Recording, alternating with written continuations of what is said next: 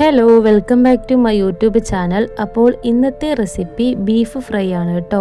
ഇപ്പോൾ പെരുന്നാളായതുകൊണ്ട് ഒരുവിധം എല്ലാവരുടെ വീട്ടിലും ബീഫ് സ്റ്റോക്ക് ഉണ്ടാവും. അപ്പോൾ കുറച്ചെടുത്തിട്ട് ഇങ്ങനെ ഫ്രൈ ചെയ്ത് നോക്കുക. അപ്പോൾ അതിന് വേണ്ടിയിട്ട് ഞാൻ ഇവിടെ എല്ലില്ലാത്ത നല്ല ക്ലിയർ ആയിട്ടുള്ള കുറച്ച് കഷ്ണങ്ങൾ മാറ്റി വെച്ചിട്ടുണ്ട്. അപ്പോൾ ഇത് വലിയ വലിയ പീസാക്കിയിട്ടാട്ടോ നമ്മളിതിനെ വേവിക്കുന്നത്. അപ്പോൾ ഇനി ഇതൊരു കുക്കറിലേക്ക് മാറ്റാം. നമ്മൾ കുക്കറിലാണ് ഇത് വേവിച്ചെടുക്കുന്നത്. അപ്പോൾ അതിന് വേണ്ടിയിട്ട് എല്ലാ പീസും ഞാൻ കുക്കർക്ക് ഇട്ട് കൊടുത്തിട്ടുണ്ട്. ഇനി ഇതിലേക്ക് 1 ടീസ്പൂണോളം കാശ്മീരി മുളക് പൊടി ചേർക്കുന്നുണ്ട്. പിന്നെ ഒരു 1/2 ടീസ്പൂണോളം മഞ്ഞൾപ്പൊടി ചേർത്ത് കൊടുക്കുന്നുണ്ട്. പിന്നെ 1 ടീസ്പൂണോളം ഗരം മസാല, പിന്നെ ആവശ്യത്തിന് ഉപ്പ്, പിന്നെ ഒരു 1/4 ടീസ്പൂണോളം കുരുമുളക് പൊടി, പിന്നെ ആവശ്യത്തിന് വെള്ളം.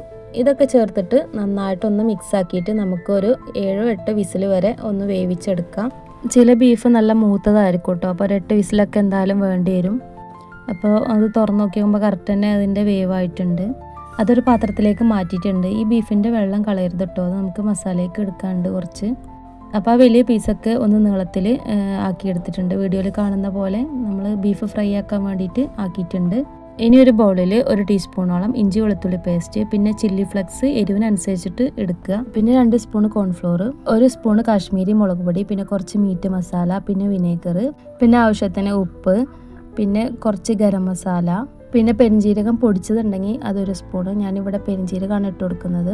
പിന്നെ ബീഫിൻ്റെ ആ ബാക്കി വരുന്ന വെള്ളം കുറച്ച് ഒഴിച്ച് കൊടുത്തിട്ട് നന്നായിട്ടൊന്ന് മിക്സ് ആക്കി എടുക്കുക. ഒരുപാട് ലൂസാവാത്ത രീതിയിൽ ഒരു തിക്ക് പേസ്റ്റ് ആക്കിയിട്ട് എടുക്കണം. അപ്പം നമ്മുടെ മസാല റെഡി ആയിട്ടുണ്ട്. ഇനി ഇതിലേക്ക് ബീഫ് ഇട്ട് കൊടുത്തിട്ട് നന്നായിട്ടൊന്ന് മിക്സ് ആക്കി എടുക്കുക. അപ്പം മിക്സ് ആക്കുമ്പോൾ കൈ കൊണ്ട് തന്നെ ആക്കാൻ ശ്രമിക്കുക, കാരണം സ്പൂൺ വെച്ചിട്ടൊക്കെ ആകുമ്പോൾ എല്ലായിടത്തേക്കും മസാല പിടിക്കത്തില്ല. ഇനി കുറച്ച് സമയം ഇതൊന്ന് റെസ്റ്റ് ചെയ്യാൻ വെക്കണം. ഫ്രിഡ്ജിൽ വെച്ചാൽ മതി. ഒരു 3/4 മണിക്കൂറെങ്കിലും വെക്കണം കേട്ടോ, കാരണം മസാല എത്രത്തോളം ഇരിക്കുന്നോ അത്രയും അതിലേക്ക് പിടിച്ചിട്ടുണ്ടാവും.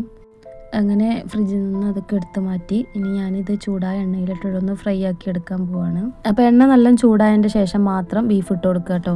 അപ്പോൾ ആദ്യം ഹൈ ഫ്ലെയിമിലിട്ടിട്ടാട്ടോ കുക്ക് ചെയ്യേണ്ടത്. പിന്നെ ഒരു മീഡിയം ഫ്ലെയിമിലിട്ടിട്ട് ഒന്ന് 2 സൈഡും മുരിച്ചെടുത്താൽ മതി. അങ്ങനെ 2 സൈഡും ഒന്ന് മുരിഞ്ഞ് വന്നു കഴിഞ്ഞാൽ നമുക്ക് എണ്ണയിൽ നിന്ന് കോരി മാറ്റാം.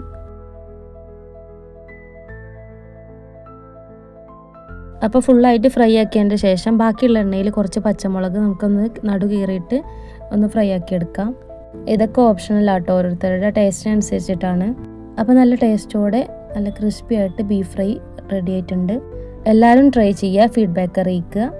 എപ്പോൾ ബീഫ് ഫ്രൈ ആക്കാൻ നോക്കുമ്പോൾ മൂപ്പില്ലാത്ത ബീഫ് എടുക്കാൻ നോക്കുക, അപ്പോൾ നല്ല ടേസ്റ്റ് ഉണ്ടാവും. അപ്പോൾ വീഡിയോ ഇഷ്ടമായ ലൈക്ക് ചെയ്യുക, ഷെയർ ചെയ്യുക. പുതുതായി കാണുന്നവരാണെങ്കിൽ സബ്സ്ക്രൈബ് ചെയ്യുക. Thanks for watching.